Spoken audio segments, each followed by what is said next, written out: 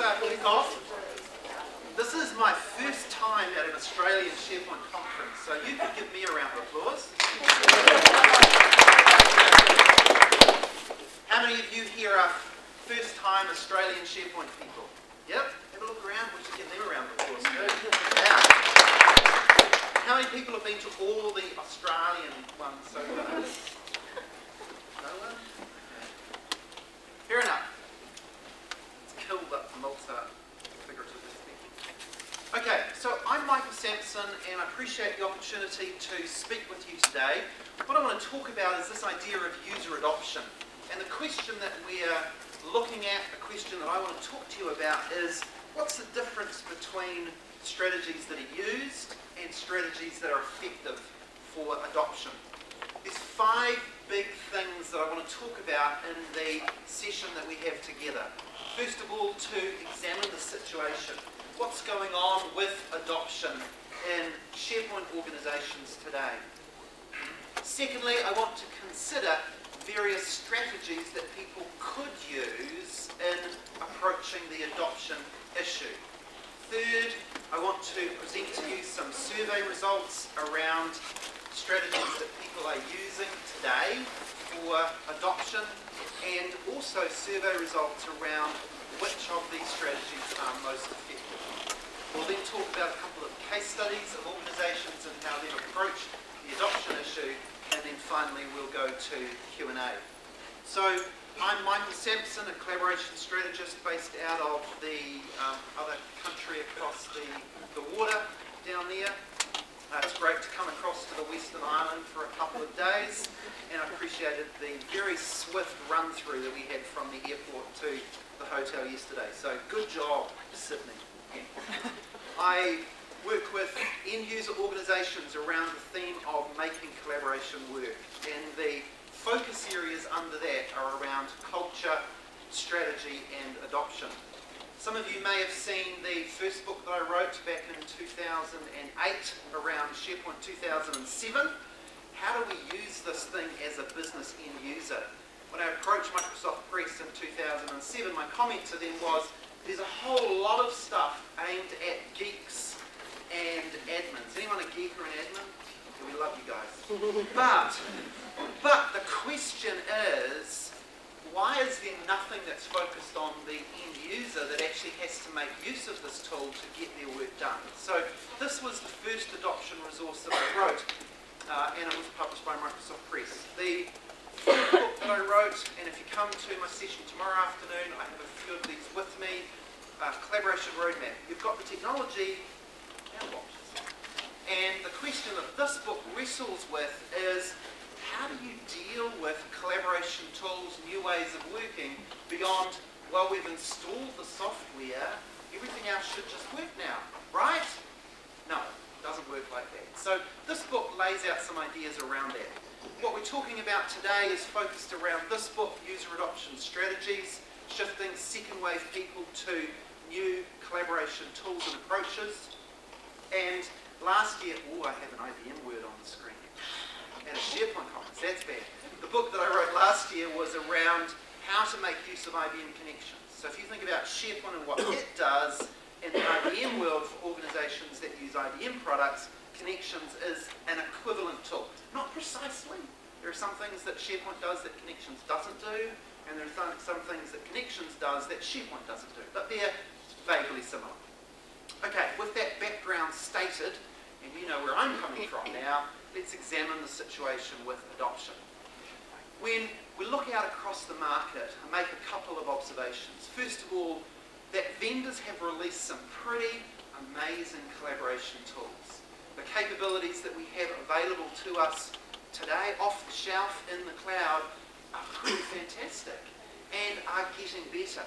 If you were at the keynote this morning, you heard about this Project Oslo, now called Delve, an idea of bringing collaborative opportunities to people based on things that are happening in their networks. For those of you that are late, naughty, there's some seats over here, and I won't be offended if you walk in front. Ooh, some late people. Well,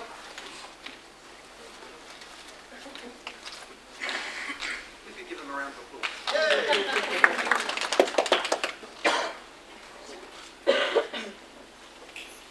with SharePoint and tools from various other vendors on the market, what we have available is pretty fantastic.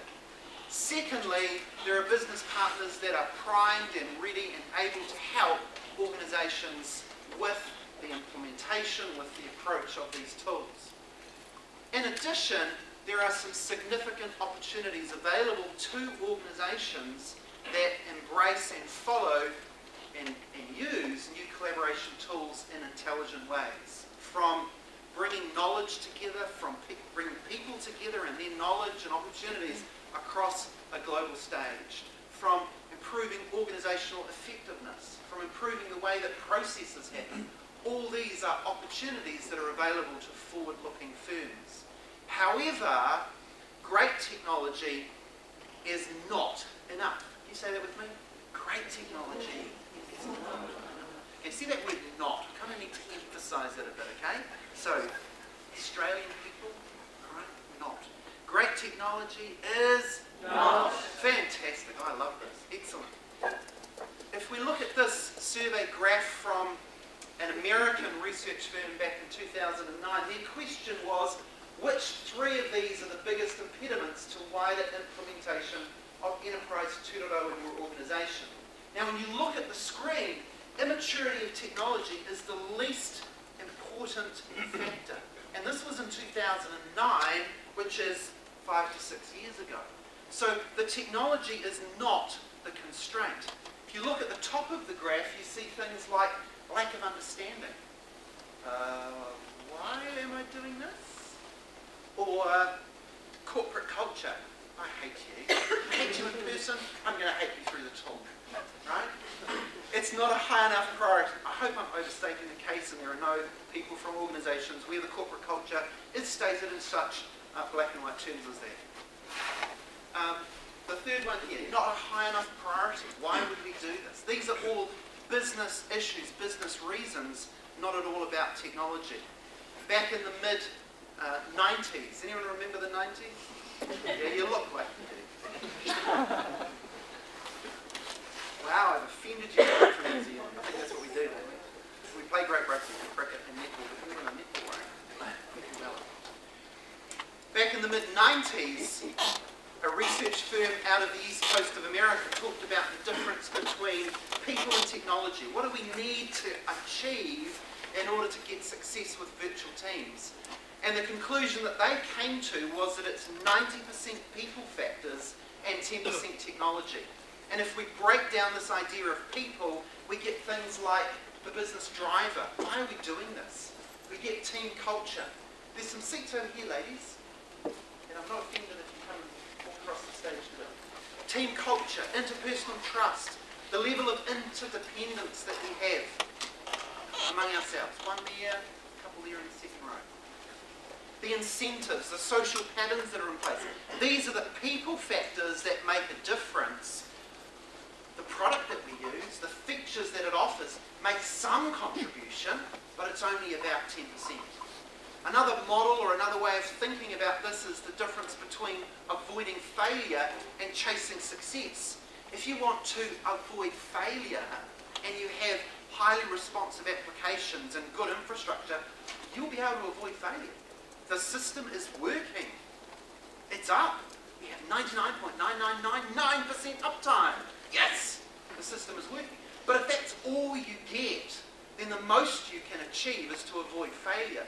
If you want to chase success, there's a whole lot of other things that you need to drive towards and do, including client support and business acceptance, the way that you approach training, the way that you engage with the people in your organisation, branding, best practices, and these other ideas that are noted here.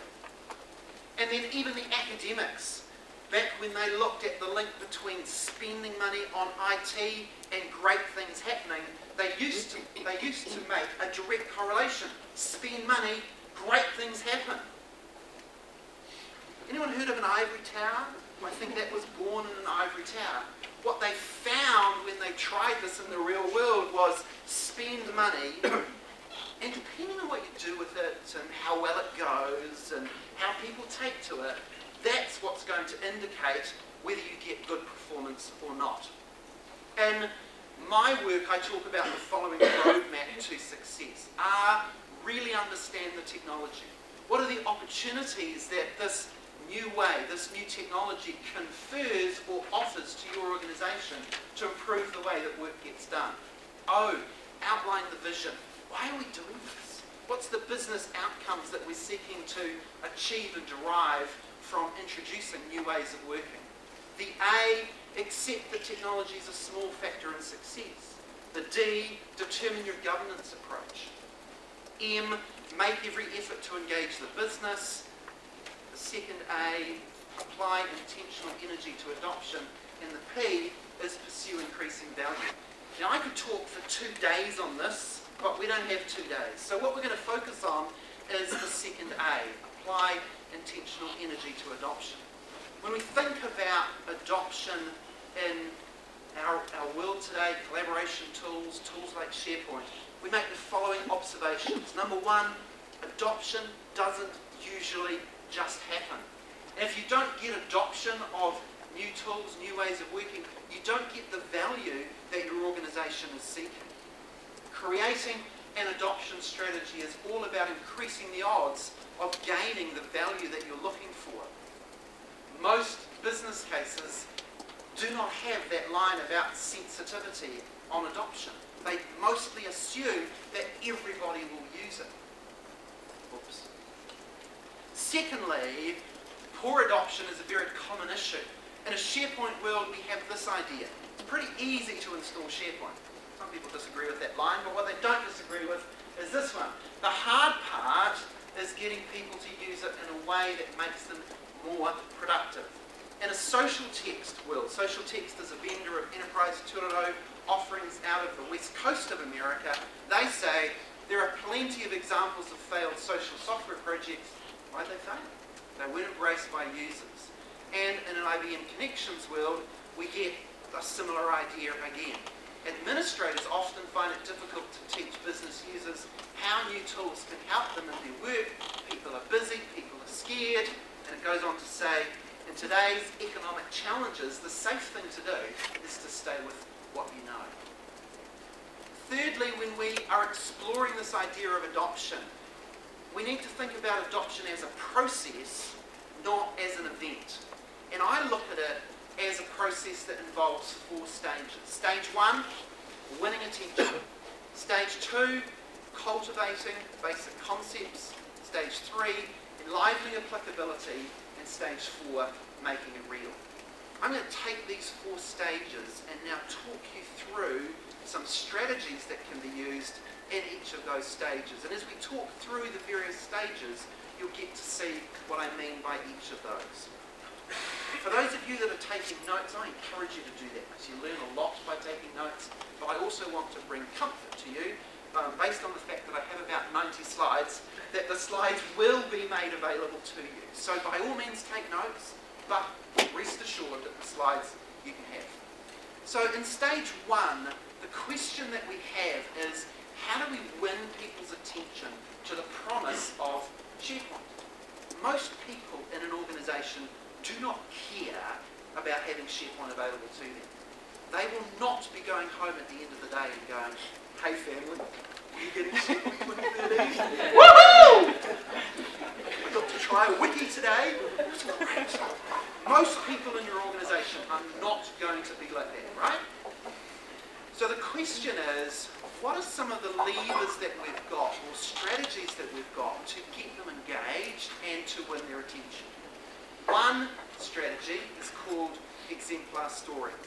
This is where you're able to identify from your organisation another group of people that are already making use of SharePoint and are getting a particular value or benefit coming out of it.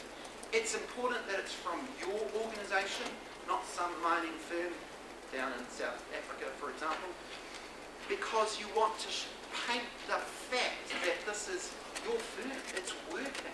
And look, if you want to go and talk to Sally about what she's experienced, go and talk to Sally, because she'll tell you.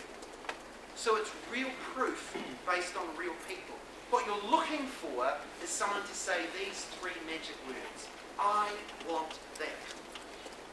One of of my clients in the US last year ran some, what they call them, brown bag lunches. And for an hour, the SharePoint team talked about a particular technology in SharePoint. They videoed the sessions, and down in New Zealand, I got to review those. One of them was on custom lists. In the first 50 minutes where the IT team is talking about custom lists, it's absolutely terrible. However, in the question and answer session, you hear the following happening off mic from the audience. Someone says, "Hi, I'm Betty. I work in facilities management. We use a custom list to track every single thing that needs to happen in our buildings. If you have a problem with a water main, if you have a problem with a loo, if you have a problem with an elevator, it goes in the custom list. It gets allocated out to someone. We can track the progress. We know exactly what's happening. It's great for us because it's given visibility, control, yada, yada, yada, yada, yada." You hear this story from someone in the audience. There's a moment of golden silence, and then you get someone else go, "Can I have one of those?" And that response is something that the IT team had not been able to convey or draw out of the audience in the previous 50 minutes. That's an exemplar story in play for that firm. Another example, a particular travelling salesperson was away from their normal office. They get an order in Spanish. I didn't speak Spanish. They didn't speak Spanish. The person that they would normally ask to interpret the order wasn't there. They turn to the collaboration system. They go to the profiles. They type Spanish. Ooh, there's someone one floor up, 2 desks over, who speaks Spanish. Walks the memo up, gets it translated, and that order is able to be put through. Great example of an exemplar story of winning in that case. A second strategy that we have available is called real-to-life scenarios. These are narrative scenarios about how a group currently works and about how a group could work based on the capabilities, the features that are available in SharePoint. If you know enough about a group to say, "Imagine if you guys could work like this," and they go, "Well, I could see myself doing that. I can see that you understand what I do. I want to talk more about this." That's the power of a real-to-life scenario. It shows the possibilities of a capability like SharePoint embedded in the reality that they know day to day. So, how do research teams run projects today? Email, meeting rooms, whiteboards, which are fine, but if you've got people spread across multiple continents, how could you do that in SharePoint Build? The first book that I wrote, Seamless Teamwork, was all about the team project scenario within SharePoint. A third strategy that we've got in stage 1 is called senior executive support or aligned executive action. The difference, and I just want to make it very clear that I'm talking about executives that do stuff using SharePoint, not who are just talking heads saying that other people should do it. Some of you will know Reuben Gotts, yeah? Know of? Anyone not know Reuben Gotts? You've got some homework, okay. He tells the story when he joined a consulting firm in Canada where he's given an RFP to work on. And he's beavering away on it. Monday morning comes up, all hands on company meeting. He walks in, the CEO is projecting a document library in SharePoint up on the wall. Discussion happens. At a particular point in the meeting, the CEO turns to Reuben. I'm going to pretend you're Reuben, okay? And says, "Reuben, where's the RFP? I can't see it." And Reuben says, "Well, I'm still working on it. It's on my desktop." And the CEO says, "We're going to stop the meeting here. Reuben, could you go back to your computer, put the document off your desktop into the document library, and when it's there, come back and we'll keep going with the meeting." That is senior executive support in action because it demonstrates that this thing is real. Another example in a SharePoint world would be where your senior executives are running their meetings out of a SharePoint site. This is what they use for sharing documents, for having discussions, for doing things. If you get your senior executives doing that, it might take a little bit of a journey to get there. If you get your senior executives doing that, you are immediately demonstrating the value and the reality of SharePoint in your organization. So that's 3 strategies in stage 1. Stage 2 is about cultivating basic concepts. This is about explaining how the new stuff works and providing sufficient training so that people can get started. I met a lady in London who said one day she sat through 3 days of online training and it was too much. I'm not talking about doing that, but I am talking about giving enough that people can start. So one strategy that we've got is classroom training, bringing together 8, 10, 12 people, putting them in a classroom for an hour or 2, and teaching them enough about SharePoint to begin their work in a particular area. Clearly, classroom training can mean a whole variety of things based on internal or external trainers, off-the-shelf, custom developed material, small group versus large group. The key point is that it's really good where you have dense concentrations of people. Now, I know I'm from New Zealand and I know most of you are from Australia, so it's really important that you heard that I was not insulting you, because I did not say concentrations of density. Okay? A second strategy that we've got is web-based training.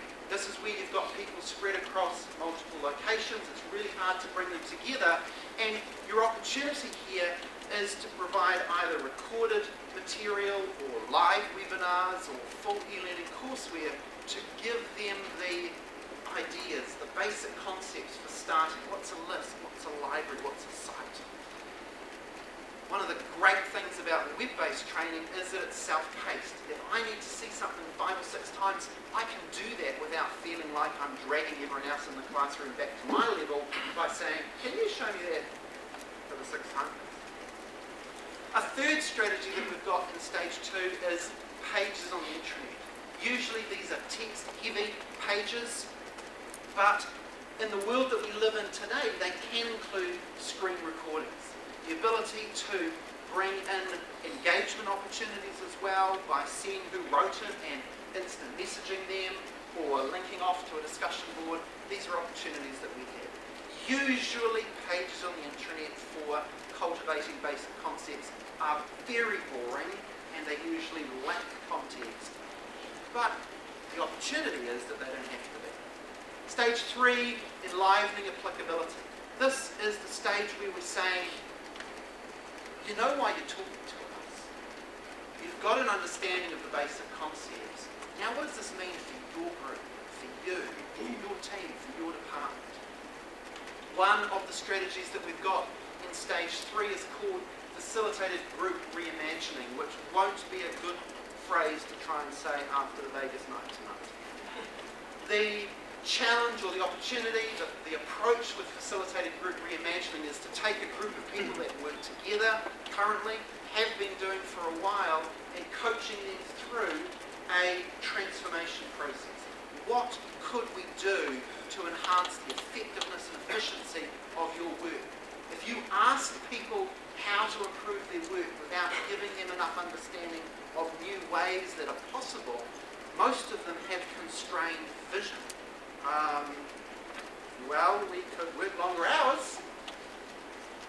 If you start talking about other capabilities that enable them to reimagine, rethink their work, then that's what facilitated group reimagining is about. Sandbox for experimentation is a second strategy in stage 3. This is a place where people get to try things out before they have to use it for real business purposes. One of the lines that I had in Seamless Teamwork back in 2008 was, the first time that someone sees SharePoint should not be the time that you are asking them to lead a business critical project.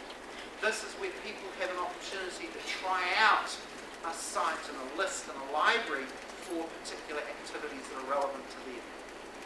Easy first steps. One of the beauties of SharePoint is that it can do anything for anybody, under any circumstances. One of the tremendous challenges with SharePoint is that it can do anything for everybody under any circumstance. And this tremendous bucket of capability can be seen as a real off-putter for people who just say, you're going to blow my mind, literally, because I cannot get my head around what what this is and how to make use of it. With easy first steps, we define 5 to 7 first things that people should be doing in order to make some initial steps into the use of SharePoint. So things like set your profile up, upload a picture that's business appropriate about yourself, find a community or a site that you're interested in and create a subscription to that. Follow someone, follow a conversation, follow a tag, and then as life happens in the platform and other people do the things that they're doing here, then this series of individuals start to see that life is going on and hopefully starts drawing them in to new things that they can do. The idea is to change it from being a system out there that I have no involvement in to being something that I've started to be involved in. The final strategy that I'll touch on is one-to-one coaching, also called over-the-shoulder watching. This is about sitting down with an individual, not a group, with an individual, looking at the work that they do and providing coaching and direction on how they can enhance and improve their work by using SharePoint. One of my clients out of the West Coast of America decided as an IT team to introduce SharePoint. It was their decision, but they knew that they had to do more than that. And so they started running some focus groups, some interviews, some discussions around the firm with the various researchers saying, this is what SharePoint is. How could we help you understand it? To their surprise, the biggest request that they got was, could you come and spend an hour or two at my desk with me and coach me through this and give me some ideas? To their credit, they said yes. And although it was a global firm, started setting up meetings in various of the offices to start this one-to-one coaching opportunity. The final stage, making it real, is about making SharePoint, making new ways of working the now way of doing things. One of the strategies that we've got, start doing patterns, is about the group deciding that they are going to stop doing work in a particular way and are going to start doing it in a new way using SharePoint. They understand what's possible. You've coached them through on stage 3 in terms of how it could be used for them. Stage 4, stop doing, start doing, is about them saying, we will do this. So for example, if a group says, currently we are sending emails with attachments around for all of our document reviews, stop, we are not doing this anymore. We're going to stick it in SharePoint, we're going to open it from there, we're going to do live document co-authoring as required, but we are no longer using email and attachments. If the group makes that decision, and some poor plonker comes in the next morning and sends an email out with a document, the group has full authority to go back and say, hey Bob, we talked about this. We're not working like this anymore. They own it as a social group. Another strategy at stage 4 is the internal user group, where people in the business start talking about the capabilities and the benefits that they are deriving from using SharePoint. This isn't about an IT group talking about necessarily what's possible. They might do that some of the time, but the key is about bringing business people into that discussion. There's an insurance firm over in London that uses this approach on a monthly basis using live meeting or whatever it's called now. And once a month they run a 1-hour masterclass and people from the insurance firm come and talk about the things that they're using SharePoint for. One of the presentations was about how to use SharePoint in a meeting for taking meeting notes and capturing risks and issues. And wow, wouldn't you believe that at the end of the month when we need to do end of month reporting, it's all there. It's great. And so you suddenly get people across the business saying, well, I have the same problem. I could do that. That could be useful to me. The last strategy that I'll touch on is 0 other options. Now this is a stage 4 strategy rather than a stage 1 or a stage 0 strategy. Many IT groups would like it to be a stage 0, but unfortunately I'm telling you it's not. It's a stage 4. This is where the new system is treated as the place that new work gets done. So if you previously were uploading things to a file share gets turned off, unplugged, thrown out the window. If there's an old intranet with information on there that people could still reference, new password that no one else knows. We treat the new system as the real place that work gets done, and we don't make exceptions for people. Hey, I wasn't able to be at the office the other day for that meeting. Can you email me the meeting notes? No, they're in SharePoint. Hey, I'm looking for the contact details for this person. Can you send me an email about that? No, you search in SharePoint. I'll show you how to do it again if you'd like to. But it's in SharePoint. Go and have a look there.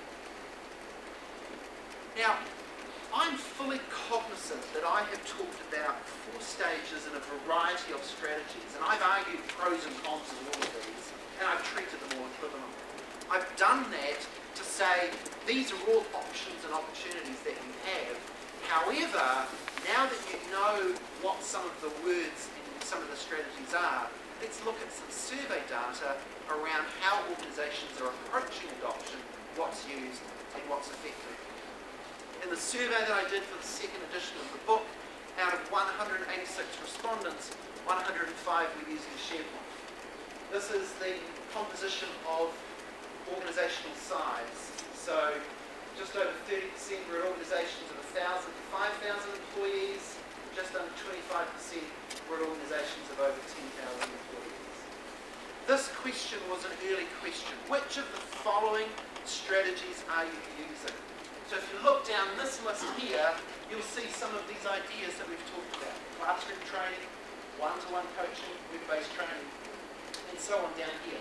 The key, orange, we don't use the strategy.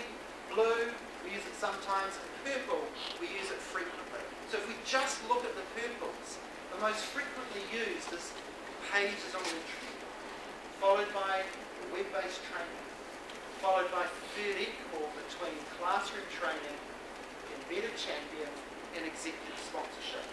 And if we split that on the 4-stage model, it looks like this. Executive sponsorship at 1, pages on the intranet, classroom training and web-based training at 2, and embedded champion at 3. However, the fact that we use it, and whether it's effective or not, are often very different things. So the next question was, which of these strategies that you said you use are effective? Please rank these on a Likert scale. So the scale, strongly agree that it's effective, agree, neutral, disagree, strongly disagree. Running down from the top, and we're looking at the oranges this time, most effective, one-to-one coaching. Second most effective, executive sponsorship. Embedded champion. Easy first steps, real-to-life scenarios, internal user group. And when you put that on your 4-stage model, those 3 strategies that were most commonly used, 1, 2, and 3, are all knocked off. We retain executive sponsorship, we gain real-to-life scenarios, gain one-to-one coaching, gain easy first steps, and we gain internal user group. So the conclusion is, if you're using executive sponsorship, if you're using embedded champion, the strategy we haven't talked about in this session, then keep doing so. You're well used, you're highly effective. Equally, if you're not making use of one-to-one coaching, if you're not making use of easy first steps, real-to-life scenarios, and internal user group, then you have an opportunity to increase your use of those because they're very effective at encouraging adoption. 20 of the other respondents out of the survey were making use of Yammer. Now, this was before the acquisition, and 20 isn't statistically valid. So when I give you the data I'm about to give you, just remember that this is indicative, not conclusive. Okay? I first put this in because I was speaking at an event in Europe ahead of some people from Yammer who were going to argue for viral adoption. And I wanted to put the slides up that you'll see in a moment.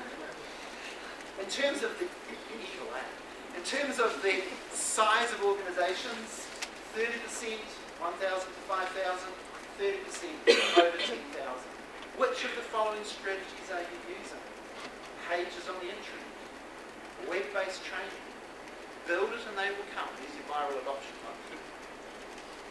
executive sponsorship at Better Champion. Executive sponsorship at 1, paid to intranet, web-based training at 2, build it and they will come, and Better Champion at 3. And this is the slide I wanted the young people to see. How effective are these? That green, haha, and the red, haha. So, in terms of effectiveness, the most effective strategy, one-to-one coaching, one person to one person. This is how you use it. This is the value you get from it. This is what I've got from it. Number 2, executive sponsorship. Number 3, Better Champion. Number 4, exemplar stories. Number 5, easy first steps. And when we put that on the model, we gain exemplar stories at 1. We lose page on intranet web-based training.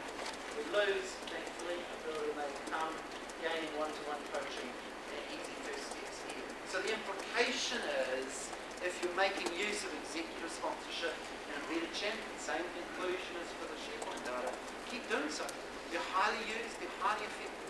If you're not making use of one-to-one coaching, if you're not making use of exemplar stories or easy first steps, then you have an opportunity to increase your use of those because they're very effective at encouraging adoption. A couple of case studies. Retail firm, fairly large retail firm based out of North America. The challenge for the firm, the vision, outlining the vision for the firm was, how do we improve processes and how do we bring people together? We have a paint specialist in this retail firm in California and a paint specialist in this retail firm in Boston and a paint specialist here somewhere else down there in America. Texas, there we go. They never meet. They don't know each other, but they're really good at what they do. How could we bring them together? And the early adoption work that they did around mid-2010, executive sponsorship and real-to-life scenarios. How could we make use of this? What would it look like for us to bring paint specialists together or kitchen specialists together? They also tried the viral adoption approach, the build it and they will come. And their conclusion, based on their pilot, was viral adoption did not work. And they said people need a level of competence to see possibilities for viral adoption to work. As we roll forward through to 2010, executive sponsorship continued in terms of sign-up and budget, but there was also the appointment of community managers, or in my language, Better Champions, to champion, to encourage people across the stores to work together. And then in mid-2011, they started to get a number of wins, exemplar stories that could be used across the organisation. The one that I love the most is someone in a paint department who says, I've got this thing called a Teflon paint tray. Anyone got a Teflon paint tray? Did anyone know before coming that there's such a thing as a Teflon paint tray? Okay, so when we're finished, you can run out and buy one. So anyway, this enterprising paint lady says, I got this Teflon paint tray. I've got an idea on how to merchandise this. So she goes and cracks open, not a tinny, but a thing of paint, pours it into the Teflon paint tray, leaves it to dry, pulls the mold out, puts the perfectly clean Teflon paint tray on the bench next to the paint mold that she's just pulled out. People like you and me on Saturday morning walking, shoulders down, it's painting day. I hate painting day. And they see the Teflon paint tray and they buy it. And she sells out. So she turns to SAP. Anyone love SAP? Turns to SAP and says, I've sold out of Teflon paint trays, how do I get more? And SAP says, get lost, confused your allocation. So she turns to the internal collaboration tool and says, anyone know how I can get around SAP and order more Teflon paint trays? And no one can help her. But all these other paint people in their respective firms go, what a great idea. So they crack open a tin of paint. They get a Teflon paint tray. They pour it out. They leave it to dry. They separate them. They put them on the counter. Same thing happens. They sell out of Teflon paint trays. One very simple idea, $1 million. Now, hey, the firm is a $50 billion organisation. But imagine if that happened 500 times a year. 700 times a year. That just as a result of sharing really simple ideas about merchandising or improving things, what kind of difference that would make to the organisation. Another example, building materials firm. The challenge for this organisation was survival. They were facing bankruptcy, they were facing extinction. The CEO said, we got to do better. And the approach that he took was to bring in a new tool and identify with his senior executives 6 strategic initiatives that needed to be done right going into the future in order for this organisation to survive. Appointed high-ranking people to each of the initiatives. Appointed people across the firm to these initiatives and said, figure this out. One of the initiatives was we burn stuff in our factories in order to produce the stuff that we sell, and it costs us a lot. How could we use alternative fuels to reduce our fuel budget? One person or a couple of people said, I'm using this, I'm doing this, I use this.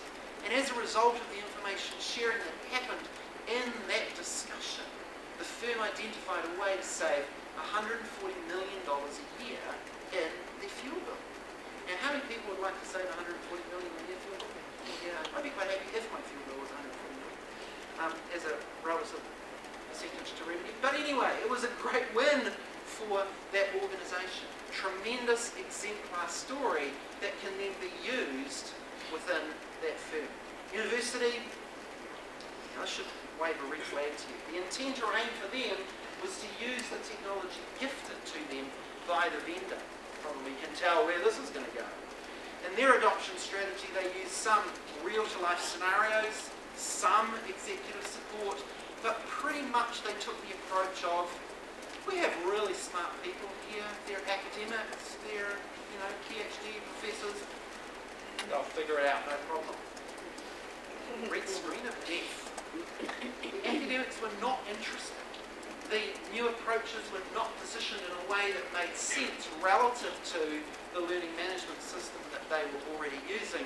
And as an implication, some of the IT staff left the university, the initiative faltered, and the opportunity for gaining value was maybe not irretrievably lost, but definitely stunted.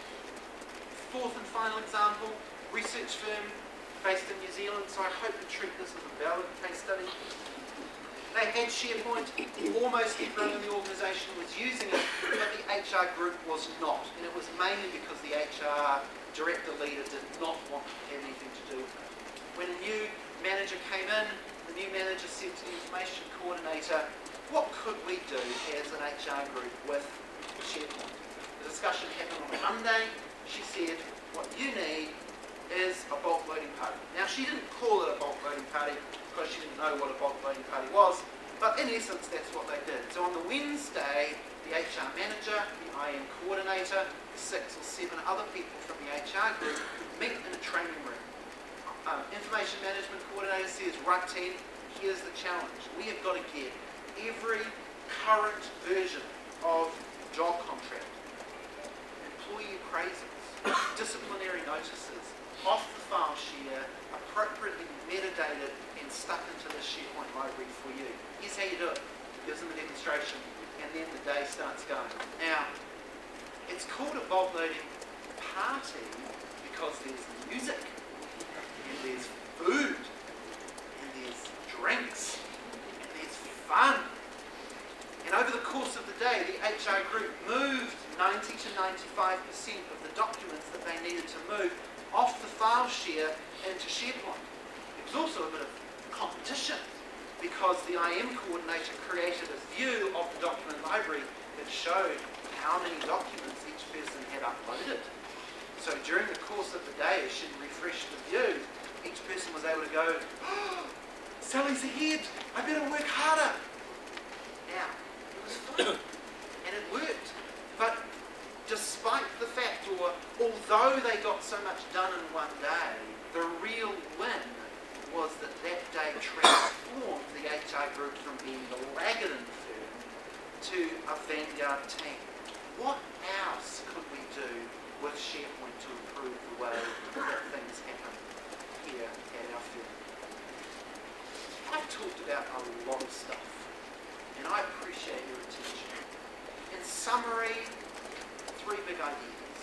Number one, I argue that the vendors have done their part and are continuing to do their part, releasing great tools, fixing the things that don't work as well as they should, extending other capabilities, introducing new things. They're doing what a vendor has to do. Success at your firm is up to you. You need to make this work by the appropriate application and approach of business, human, and adoption disciplines. And my question for you is, what are you doing about adoption? What are you using? How are you approaching this? What are you finding that's effective? Now, in New Zealand, it's 1:19 in the afternoon, which means that I'm way overdue for lunch. But here in Sydney, it's only 20 past 11. So that means that we have 10 minutes before we get booted out for discussion, Q&A, for whatever. So, the floor is yours. A question about embedded champions. I've used that form of adoption, tool of adoption, several times in different companies. How do you get champions to step up and say, I want to be a champion, as opposed to assigning something because of their skill set or the fact that they've adopted SharePoint or whatever the technology is? Because often those people who would be perfect don't want to do it and they're not champions. Yeah. Sure. So the question is, how do we get people to step up to the challenge of being a champion? So the first answer is read the book. The second answer is it's about developing a relationship with those champions, and maybe for the next 6 to 12 months they're not going to be willing to step up. Maybe there are other things that are going on that means that they just cannot from a work perspective. But as you coach them, work with them, encourage them, you might find that they would be more willing to do so over time. A second approach would be to work more closely with their manager to see what you can do about creating some dedicated time in their schedule, in their job description to be a champion. If being a champion is just a tack on to a 100% job and it's something you do in your own spare time, then you are probably going to find that lots of people who would be really good at it say, I'm not doing this. There are various organisations around the world that make being a champion a 1 day a week, 20% allocation of something. You're all right, I'll talk to you. There you go. I have 3 books left. Does that mean anyone else has a question? Not so much a question, just a comment. Okay, can I have a book? That's all right, mate. I've heard it's a great read, though. One thing that we're toying with right now, these better champions to try and provide that, is the fact that instead of making it part of their job or asking people to do it on top of their already existing job, is excitement a little bit about it. So they get a newer technology before everyone else. They'll get a Surface before everyone else because they're the evangelists. So they'll get Office 2013 before the entire organisation upgrades to that. And these sort of people like playing with these new technologies. So when they do that, they're getting interested. They're effectively piloting it and telling us what the issues are before IT becomes the ones that have to do most of the testing. And intentionally excites them about doing that stuff. So the only nuance that I would put on that is that as long as those people are viewed as real, then you're okay. If they're viewed as an IT person or someone who gets really excited by technology, I call them abnormal. in the nicest possible way.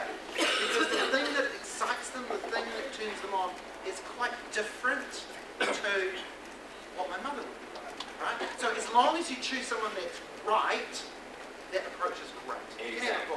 From the business. This is the thing. We're not looking for people who will line up for the new service as soon as it comes out from Microsoft. So it's people from business that have an interest in this. Sure. But still you have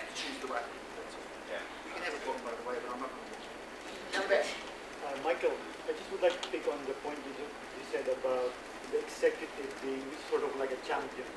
Yes. In most organizations, that's like a classic different scenario where it's more like the executive are actually driving people or the IT team to implement a system that people will eventually use, and they will be the managers, will be the last person to use it. How do you strategize of making those executives to be the champions? Okay, so the question is, when an executive is forcing an IT group to introduce new technology, how do you bring the executive on that journey? Is that your question?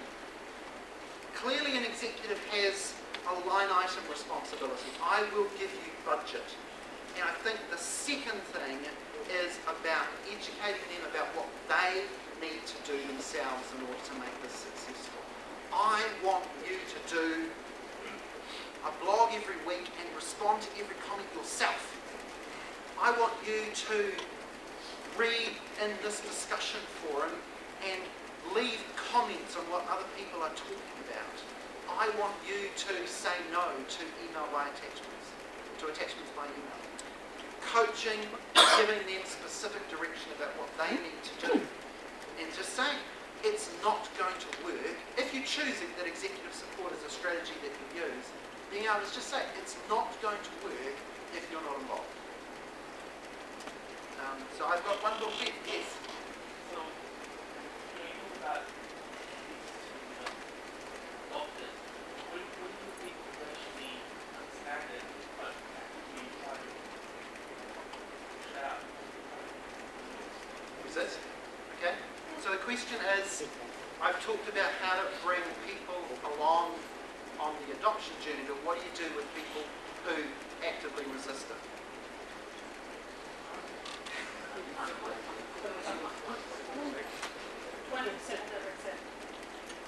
I think there's you can talk to your colleagues here. I think there's a variety of answers to that question. I heard the word why, and I think that's a really good question. Coffee, take them out for coffee.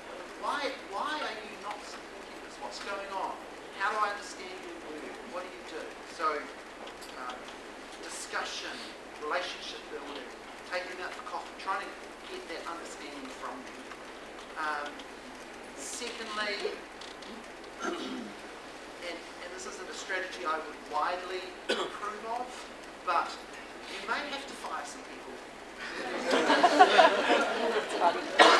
If the future of your organisation, I'm serious, if the future of your organisation depends on your organisation picking this up and using this effectively, if you have people that are actively blocking this despite best efforts to coach and encourage and take them on the journey, they're not going to do it, then a decision may need to be made to push them to a sideline and push them out of the field.